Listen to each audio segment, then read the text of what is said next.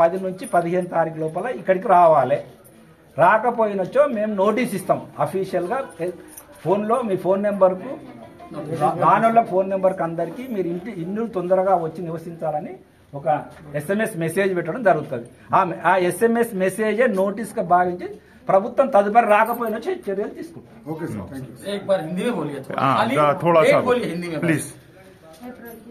जो लोगों को घर अलाट हो गया वो लोगों 10 अप्रैल तक एग्जाम्स होने के बाद इमीडिएट घर ये रामपल्ली घर दे दिए सो आगे आ जाके आ जाना है. वो नया है तो SMS फोन पे SMS देता अब आ जाओ फाइनल नोटिस दे रहे बोल के. वो नया है तो गवर्नमेंट क्या लेना है वो ले लेता है. एक्शन लेना है उनके हाथ में रहता है.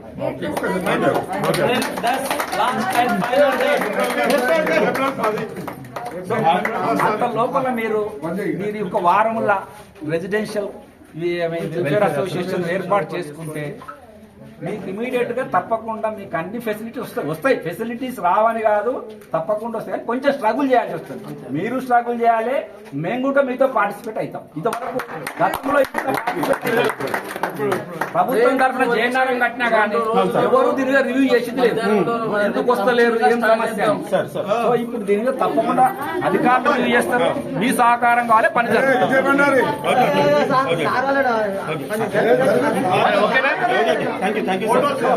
మాకు రెసిడెన్షియల్ వెల్ఫేర్ అసోసియేషన్ ఎప్పుడైతుందో కరెక్ట్ గా చెప్తే 1 వీక్ లో మేము రేపు స్టార్ట్ చేస్తాం.